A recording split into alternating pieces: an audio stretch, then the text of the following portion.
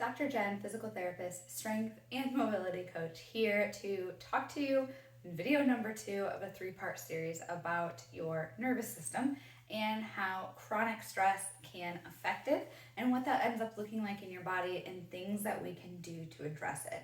So in video number 1, we talked a little bit about what our nervous system is, specifically the difference between parasympathetic nervous system and sympathetic nervous system, and how our normal lives that we live tend to trend us more towards one or the other. And unfortunately, most of us live more in a sympathetic nervous system. That is the lives that we have created and evolved to live, but we have bodies that are not evolved to live. So I talked about that in video number 1.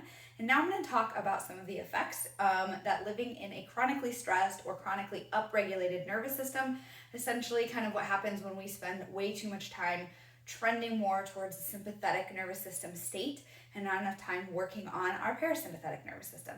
So this can cause all kinds of effects on our bodies, and I talked about some of those in video number 1. And now I'm going to talk about some of those physiological effects when we experience them chronically, what that can do, what that can look like in our body. Today is going to serve as a way for you to try to figure out, maybe you don't know that you are somebody who lives in a more upregulated state.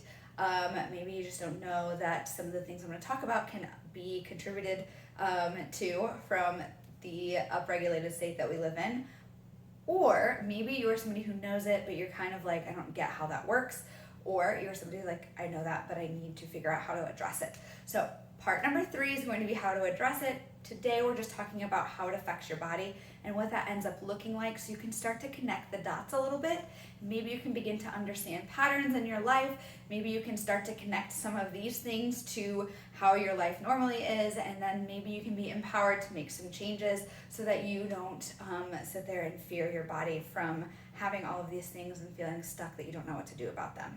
So this is not serving as medical advice. This is just to help you create some awareness on your lifestyle and begin to connect the dots. So let's talk about the different things that a chronically upregulated or overstressed nervous system can do. Because remember, stress is a good thing, but when it is untapped and unregulated and we don't recover from it well, and there's too much of it, that is when it becomes problematic. So behind me is a list of all the things. We're going to cover some of them. I'm not going to go through them detail by detail. We're going to go through some of them. So the first thing is pain. Now this is what I deal with mostly as a physical therapist, a lot in my office, and that is pain in general.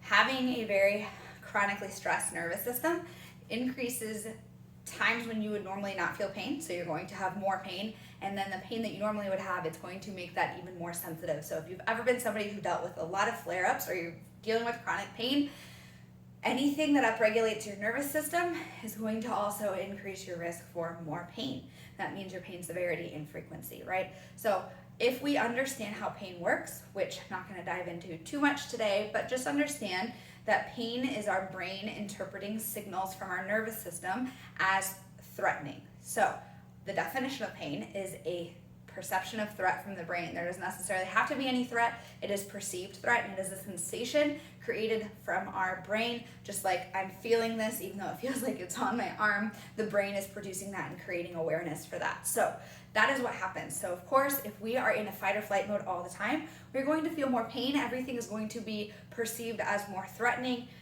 because fight or flight mode, that is kind of what's happening, right? That is our escape or fight to survive. We are in survival mode. Other things that can happen are increased tightness. Now, tightness again is a sensation. Just because something feels tight to you does not mean that it is actually physically limiting your flexibility. If you don't know which one you are, you should get assessed. But if you feel like something's tight, then that is more of a sensation, and it does not tell us anything other than maybe where we should start to begin to look at things. If you feel tight in a lot of places like your neck, your back all the time, there might be some more systematic things going on, like being extremely stressed. So tightness is a big one, especially in our necks and backs, because when we are in a sympathetic nervous system, our breathing pattern changes. Our shoulders come up to our ears.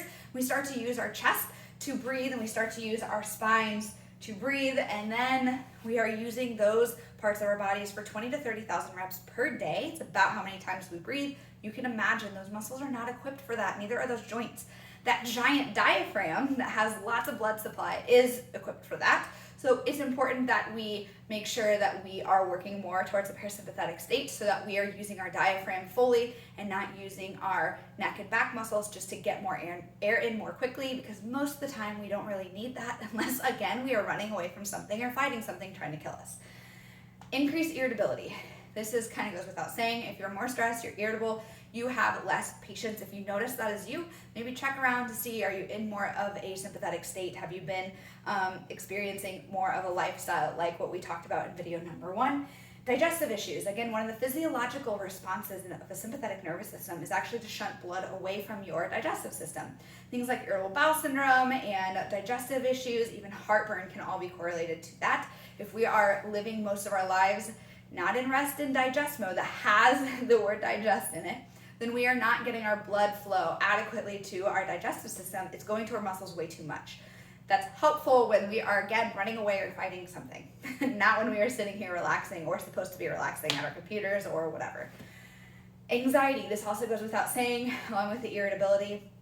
You're going to perceive more things as threatening. You're going to have more fear responses when you are in a more upregulated state. This is also going to affect your sleep. Sleep is the ultimate restorative mode. If you are not feeling restorative and not living in that and kind of bringing yourself back down to a more resting state, your sleep is going to be affected. Both quantity and quality are affected by living in a more upregulated state. And the caveat to that is that not sleeping contributes to being in more upregulated state, because good deep sleep and good REM sleep decrease the sensitivity of your nervous system, calm it down, decrease pain, do the opposite of living in an upregulated state. So if you are constantly living in sympathetic mode, that is affecting your sleep, which is affecting how you feel, and that is reinforcing that vicious cycle, so you can see how that can happen.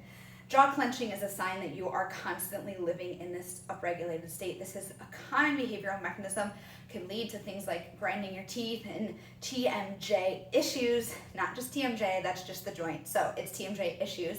All of those things are really a good sign that we are in too much of an upregulated state.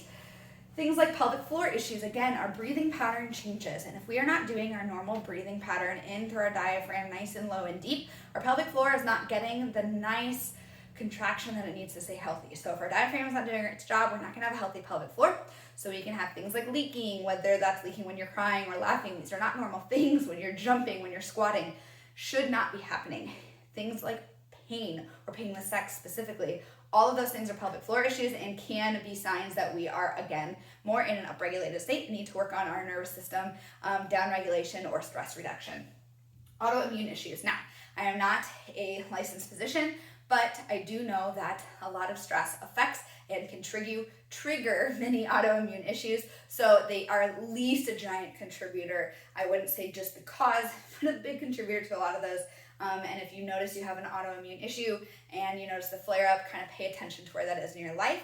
And maybe you can start to notice, oh, it's when I'm in a really stressful situation, or it's when I'm in a situation where I'm very upregulated and not taking enough time to be in a parasympathetic mode.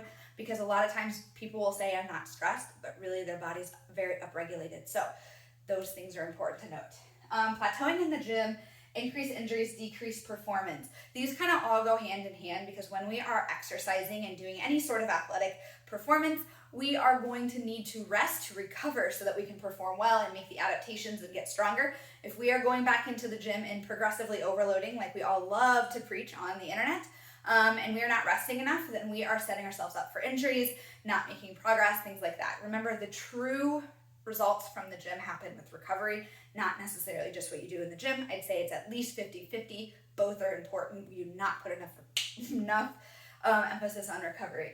Last thing is weight gain. So this is really common too. That's because there are a lot of metabolic changes that happen with chronic stress and increased cortisol chronically, and those are not good things in addition to digestive issues. So they all kind of go hand in hand. Now, I'm not going to go through every other little thing under the sun, but you can begin to understand, wow, if I'm in a sympathetic state, all of those changes happen. And then if they're chronic changes, that's not a good thing, because look at all that can be affected in my body. Every single system in my body can be affected, because every single system in my body is controlled by the nervous system. So This is why this is so important. Now, if you're sitting here like, oh my gosh, that's me, or you're sitting here like, I don't know if that's me, your goal for the next week before video number 3 is to just check it out, see where you're at, pay attention, right? We can't change anything if we're not aware of it. So just to start to create some awareness, maybe start to connect some of the dots there, notice patterns in your life. In video number 3 next week, I'm going to go through some of the things you can do to actually affect your nervous system, some of the big dial movers, some of the small dial movers. It's going to be independent for each person, but I'm going to hopefully get you started to think about some of this stuff, and we'll go through that. So if this video is helpful, give it a like, share it with somebody, make sure you subscribe so that you get the notification when we upload video number 3 next week.